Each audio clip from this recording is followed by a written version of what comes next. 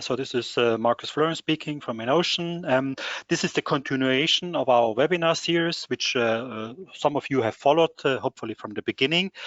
Today, we are proceeding with our webinar session with the topic, a retrofit approach for the digital workplace management. And today, we are really proud that we could welcome our partner Thing-It, Marc Gille, CEO and founder of Thing-It, to have a closer look to this topic. So this time I hand over to you, Marc, so you can start, and then I certainly also will have a few words on EnOcean and ocean technology.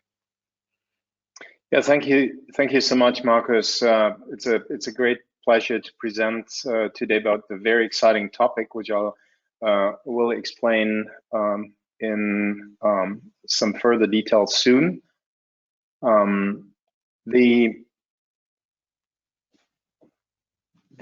The topic we're dealing with today is specifically with the arrival of COVID, we have changed the mindset with regards to workplace management in general. And that is specifically for the role of the corporate real estate manager. That role is elevated for the future. The corporate real estate manager has much more control about what's happening in the offices and takes more control and is expected to take more control. And we would like to explain to you how that is done. So let me set the scene a little bit. So the role of the new corporate real estate manager, CREM, in short, based on the experience from the COVID pandemic and the fact that COVID has been a catalyst for hybrid work which is partially done from home, which is partially done in the office. And matter of factly, and that is from a study of PricewaterhouseCoopers, that a lot of employees are welcoming that hybrid work. So even larger corporations are moving towards that model now. And the one who is supposed to facilitate that is the corporate real estate manager. So what the corporate real estate manager needs to do is, on one hand, obviously leverage that situation to reduce cost, which can be done easily, because if you have people working from home, there's a smaller percentage of the entire staff being at the office, in the office, and hence you need less space, you need less desks, and if you leverage that for the next lease renewal, you can surely reduce costs, and that's quite a simple ROI calculation. On the other hand, a lot of what's happening in the office and in connectivity with working from home has to do with the efficiency, the well-being, the comfort, and the satisfaction of the employees. And it's another crucial role of the corporate real estate managers to guarantee that, to the extent that a satisfied, an employee who feels comfortable, who feels well taken care of at work and with the hybrid model at home as well, is likely not moving to other companies. So it's all about talent retention as well. And we want to explain how that works. But before, I'd like to explain a little bit who is explaining that to you. And I'll let Markus explain what EnOcean is doing. Right. Okay. So thank you, Marc, for the introduction. So yeah, let me just give a brief introduction onto us and myself, maybe. This time, for those who have followed our webinar series, we thought about talking with Marc that we maybe change a little bit the sequence to also maybe make it a little bit more interesting for those who have followed us for the beginning of this webinar series. So to my person, for those who don't know me, so my name is Markus Florian. I run the sales organization at EnOcean. I'm based in Oberhaching near Munich. And yeah, just switch off my camera again so we save a little bit on bandwidth. And yeah, just a few words for those who don't know us. So EnOcean, we are a global leader in energy harvesting. So that's what we do. We are the leader in self-powered IoT solutions. And in that context, we supply energy harvesting components, module, but also like finished products which are optimized and support multiple wireless standard protocols. Of course, we support the EnOcean protocol. That's where we started. It's in the sub-gigahertz range, where we support multiple frequencies depending on the geographies. So 868, for example, in Europe, 902 in the US, and 928 in Japan, for example. But then, of course, we have added support also for other standardized protocols, namely Zigbee in the 2.4 gigahertz space, and also Bluetooth. So in that context, with our work, with our products, we have since 2003 shipped a double-digit million amount of products into the market, and this technology is being used in over 1 million buildings worldwide. So those are buildings ranging from small private homes going up to big office buildings or even hospitals.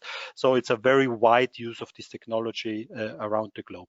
Our activities are worldwide. So we have our head office in Germany with our R&D activities. We have the sales team spread around Europe. We have an organization in North America, and then of course also we have activities in Far East, and of course a big portion of our activities having a big and strong patent portfolio, where we continue to innovate with new technologies, with new solutions to continue offering really state-of-the-art solutions to our partners. On the next slide, just a few words on what does it mean, energy harvesting. For those who don't know that, energy harvesting is of course is our focus activity. So we use energy from the environment to generate energy in order to power the electronics. This is of course mainly on the sensor side. So we have three principles we can take benefit of. So one is kinetic energy, so where we use an electrodynamic generator, which by the movement of 2 millimeters is generating an energy impulse, which then is powering the electronics for transmitting a radio signal. Then of course you could use light, so in this case indoor light. So we use solar cells, which then are optimized for use in indoor applications. And in that context, typically what you can do is you can measure temperature, humidity, or also presence, and then submit an information via self-powered system to your receiver. And then also there is thermal energy, where you typically use a delta in temperature. So we benefit of the so-called Peltier or Seebeck effect, using Peltier elements. And this delta of temperature is then of course then integrated and using that approach for generating the energy. So this is, for example, used in heating valves, where you have a power that you can generate from hot water coming in through the pipe versus then also than the ambient temperature. There's also magnetic fields you can use just to complete the picture. So those are the approaches, the principles you can use. One slide also to add, what's important is, of course, we mentioned radio protocols. We mentioned, of course, that there is the EnOcean protocol, which we support, which originally was a proprietary standard, but it was opened up as a global standard over 10 years ago, with the formation also of the EnOcean Alliance. And that's an important fact that you have here with the EnOcean Alliance, EnOcean protocol. By using that, you have access to a global concept and approach of solutions, which then you can use. Sorry, there's a phone here ringing. So which you can use with products worldwide. There's over 400 companies worldwide which are supporting the standard. And with that together, there is over 5,000 interoperable products with various solutions, various sensors, and those are being used on a global scale. And in the presentation from Marc, you will see there's various solutions and approaches which are being applied. And with this approach, you can have a very flexible approach solutions to solve the various challenges in the markets by the various customers. So yeah, that's from my side, just as a brief introduction. And now back to you, Marc, for further details on your side.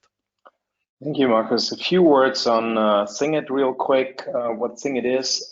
Thing-It is a full-blown building operating system, actually an enterprise building and space management system, where the building operating system is a core component in the middle, a very rich server-side, cloud-side component, which does all the necessary management, from managing sensor data to representing the entire digital twin of the building that comprises in turn building information management data, information BIM data correlated with the asset data of sensors, actors, and the like, then doing some analytics on top of that, doing automation, as in if you recognize a certain behavior somewhere, do something somewhere else, that beefed up with artificial intelligence components, then the whole enchilada of user management, entitled management, workflow, etc. So pretty much like if you want an SAP for buildings, which is then connected on the front end to a very comprehensive app, but also to other apps via an API with dashboards, but also digital signage, and then in the building connected to all kinds of sensors, actors, devices, from a full heating and cooling system to modern IoT sensors. Now back to our topic of today's webinar. So what can a corporate real estate manager do to do a scalable, efficient rollout of digitalization to achieve a new workplace experience, and specifically deal with the situation of space and desk management, which has been implied by the hybrid work models the COVID pandemic was a catalyst for. So we can present actually together with EnOcean probably the approach with the lowest total cost of ownership specifically for larger corporations. It works like this. So the first thing we always need, if we're dealing with buildings, and buildings can be everything from an office building to a high-rise building with mixed use, a city quarter with mixed use, so quite a bandwidth, but we're focusing on office space for today. Provide the BIM data, so structure of the buildings, structure of the corporate office, provide where you have desks in these offices, make those bookable so that you can control their use, measure their occupancy and utilization with easy to roll out EnOcean sensors, which then, amongst other things, helps you to control things like no-shows. If you have a booking and no one shows up, you can free up the desk or you can free up the meeting room again. And with that, take that approach as a basis for a potentially or possibly incremental digitalization of your office space towards a comprehensive workplace experience. Again, this is even the desk and meeting room management and the savings from a lease perspective in itself are provides sufficient ROI, provides sufficient business case to do what we are presenting here. This always nets out properly with regard to the investments you have to make here. We have enough experience as evidence for that. And secondly, we just have the lowest total cost of ownership from all potential technical solutions you can imagine here, and that has to do with a lot of aspects of the things Markus just explained. So if you do something like this, what are you getting? I mean, the first thing is your employees are getting in an app. They can book their desks with, they can book their meeting rooms with, and that is really the primary goal. But it immediately continues with, think about larger offices. Think about the fact that people are having desks at varying places and use meeting rooms across the entire building or even across a campus. You very soon end up in a situation that finding other people, if they expose themselves, obviously we take the GDPR in consideration wherever applicable, finding each other or finding desks or finding anything in the building, printers, vending machines, coffee machines, etc. All of that requires indoor or outdoor wayfinding navigation if you want. Here's a little screenshot from a very complex campus where you really have to navigate through connected buildings, etc. Other things which are connected to that is usually something which goes along with other pieces of hardware, is the access control part. Now that you are potentially in different buildings, on different floors, you need to provide access to your employees to these facilities.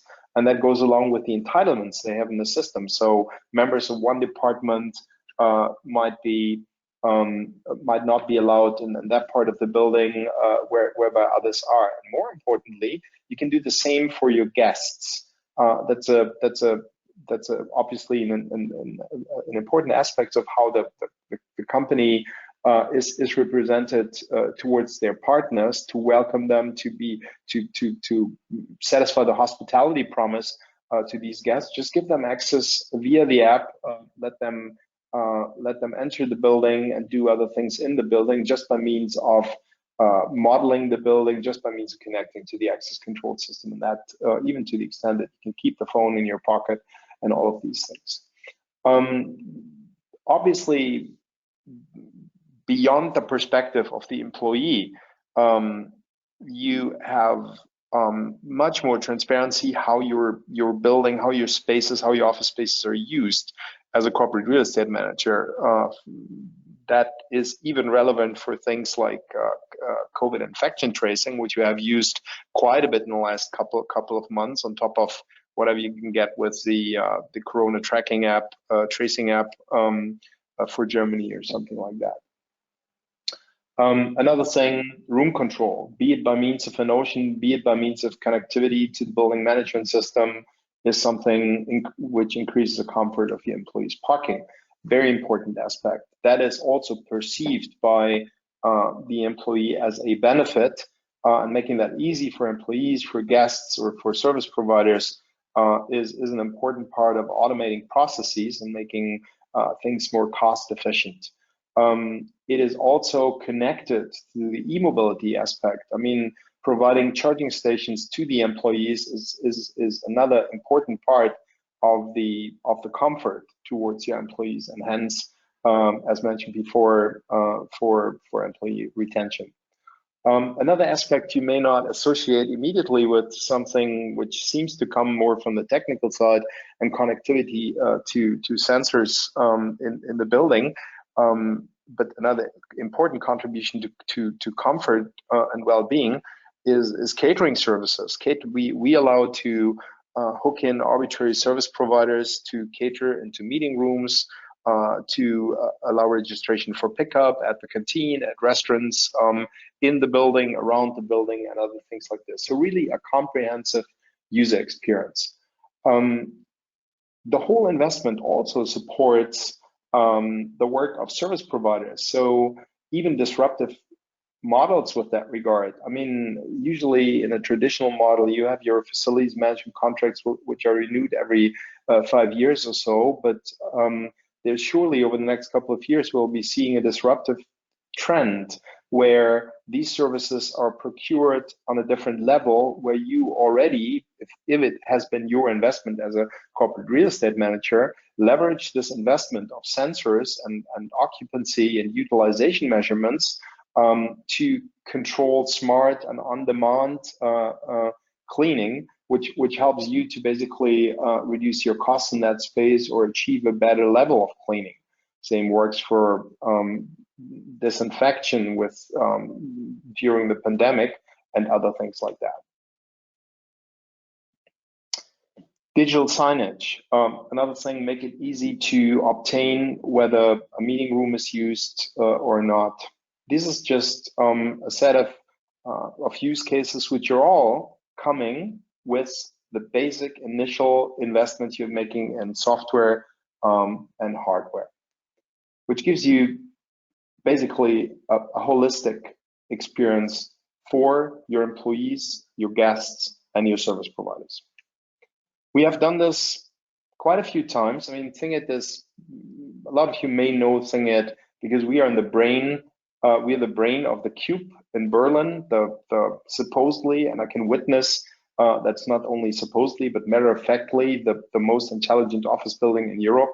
I'm still impressed by how many different use cases we have connected there, and we're adding more in the energy management space and sustainability space or catering at the moment. So the building is actually alive from a digitalization perspective. On top of that, just a few examples. Many of you may know Dresden Sommer. a leading planning and project management company here in Europe, and we have within only 3 weeks have rolled out desk booking to all of their offices. I mean, they're adding more things like e-mobility or like connectivity to the building management system, access control, etc. But this pure desk booking solution was rolled out within a very short time frame. It's used by 3,000 employees. Same thing, Deca Bank to be rolled out this year. Same thing, 3,000 employees, buildings here in Frankfurt. Larger rollouts might follow. We have an online logistics company in Berlin. We have digitalized the headquarters and adding a lot of things while we speak. It's a number of 6,000 employees. You all may know that company. Semiconductor industry, a large campus in the Netherlands with a lot of buildings and a lot of employees and very complicated and complex wayfinding requirements. These are just 4 examples of companies, corporations who have done what we're suggesting here. With regard to the technologies, I would like to pass the baton back to Markus and say a few words on that. First on the infrastructure and then devices. Sure. No, thanks, Marc, for this. So, yeah, first of all, maybe just let me to comment on the very interesting examples you have. I mean, it's really exciting to see you really already realizing those concepts, which maybe others are just thinking about or talking about. So that's really exciting that working with you guys, that we can make these things happen together. And an essential part is, of course, that what we are showing here is, of course, what is the infrastructure, because of course that's an essential thing to be analyzed and to be understood. And some of you may have followed the announcement we have made, of course, with the company like Aruba, where, of course, the idea is, since you find in office environment and a Wi-Fi infrastructure space, why not using that in order to realize also what you require to do in order to manage your office space. Now, with all these interesting applications and the requirements which Marc was just describing.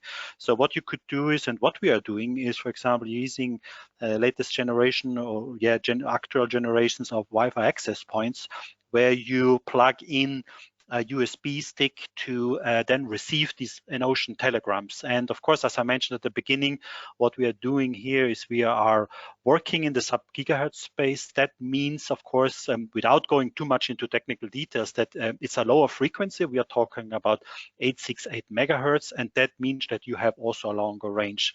So if you can make sure that you have a good Wi-Fi coverage, it's actually relatively easy to make sure that there is a good EnOcean infrastructure possible with the respective range, because you have a wider range. I would say even going up to doubling or tripling the range what you would achieve with Wi-Fi.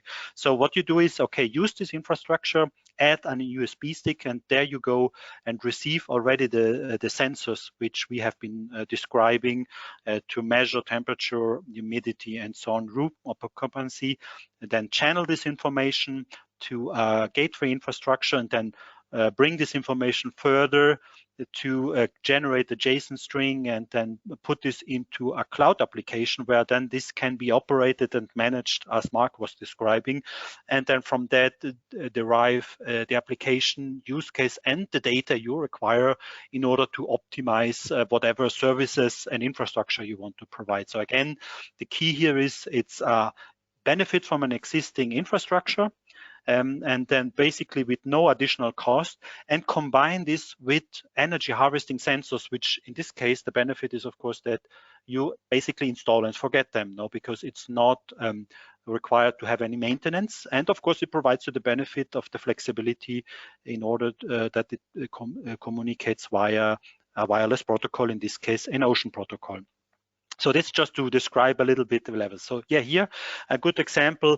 What are those sensors and actuators? So we just talked about, okay, people counting. So you could have various types of sensors, starting from people counting, going to activity counting, but also doing desk occupancy and zone status.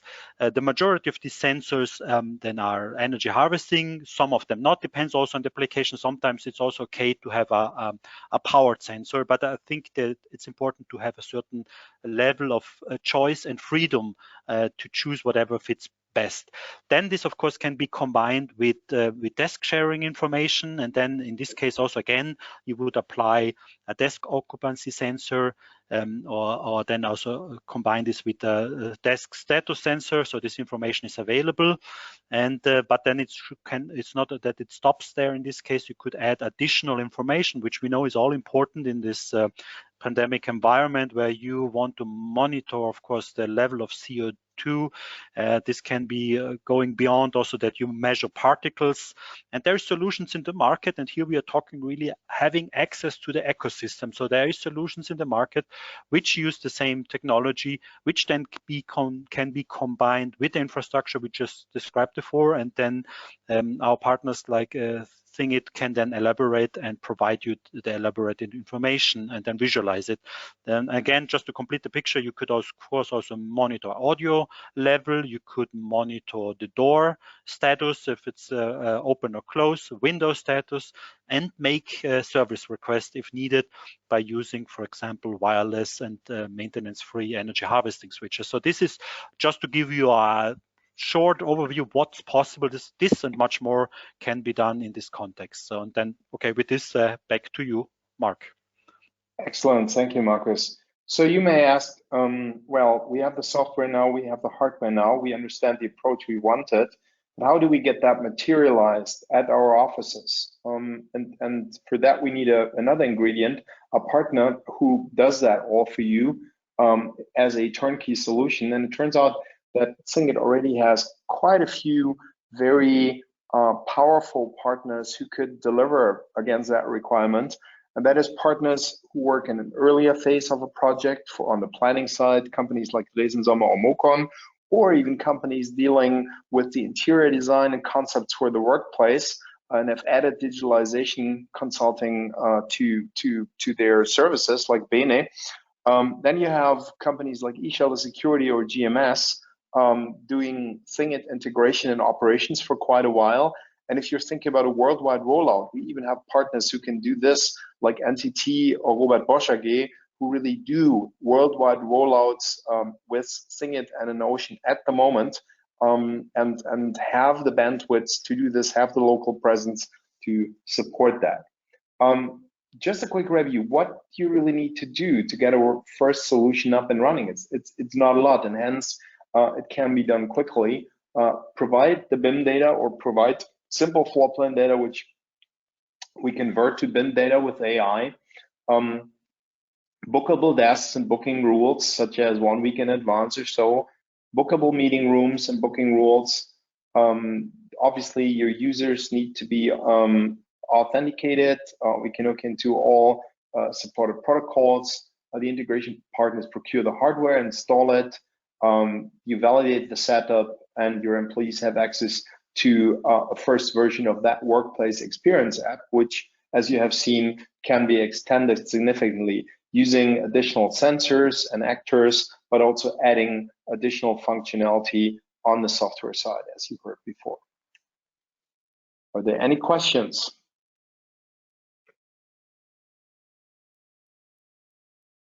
Okay, so yeah, so Marc, I will be checking. I guess it takes a moment until the first questions come in, and I will be checking for you and then read them out loud. So yes, we see already the first question coming in. So the question, I guess this is to you, Marc. So how can I integrate your solution into an existing BMS system? So I guess that's for you. Excellent question. Yeah, I mean, with EnOcean, we can connect to quite a variety of necessary technologies.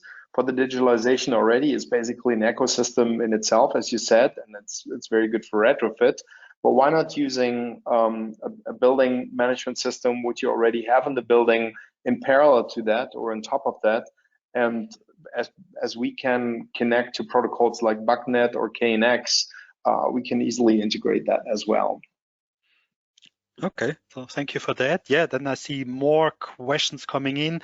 I guess there's another question for you. I don't know if you can comment it immediately, but there is a question about what about cost? I don't know, is there any bandwidth or indication you can give? Or? I'd say we're talking about the total cost here, which it's a combination of the sensors, the monthly fees for the platform. I'd say let's discuss that, but you would be surprised about the total cost here. I guess it's quite low. I'd say something like 10, 20, 30 cents per square meter plus a fee for the user on the subscription side, and then on top of it, like a breakdown of cost for desk sensors in the order of 100 to 200 euros. And other sensors all in the range of 50 to a few hundred euros, depending on what you're doing, and then the infrastructure on top of that, and the labor, that might be a range we're talking here, if that helps. Okay. Yeah, I know. It's hard to make a specific number because, as you said, it depends, of course, on requirement and project and what else is included and not included. So yeah, exactly. I guess, as you say, it's best to maybe discuss it on a case by case with you. Agreed. So I agree with you. Yeah, there is other questions coming in. Yeah, I guess it's now a question to me. What's the typical life expectation of a self-powered sensor? Yeah, so that's it's clearly for me. Yes. Again, we are talking about energy harvesting, so it's self-powered and maintenance-free. There is typically what we know from our partners, when you do commercial buildings and then renovating and retrofitting, then the calculation is that this has a lifetime of 10 to 15 years, and that's what we also typically calculate. I must say that the expectation is actually a different one, that we see actually the products, once they are installed, working much longer. Now, you have seen in my initial introduction that we are active since now nearly 20 years, and the first products which have been shipped to the markets, to what we see from customers, are working perfectly. So just as an indication, a calculation for being maintenance free is lifetime 10 to 15 years, but reality shows that actually our solutions work much longer. So yeah, just to answer in that context.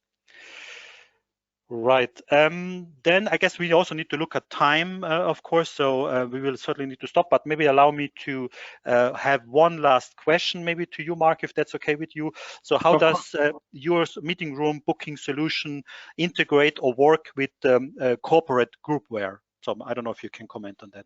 That's an excellent question. Normally you'd expect, why not doing all the booking stuff with my corporate groupware, like in Office 365 or Google Calendar, what have you.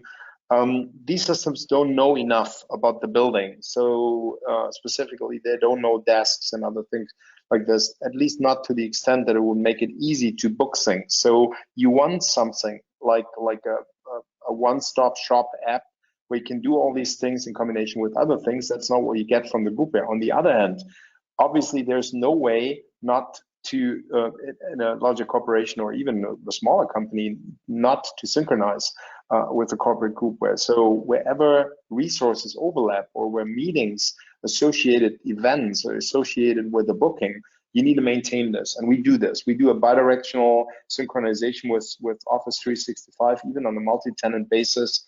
So in a multi-tenant building or something like this, so that is sorted. Okay, excellent. Yes, okay, so thanks for that. So yeah, I guess we need to stop. I see there's more questions coming in. We will certainly follow up. So we will collect those questions and we will follow up.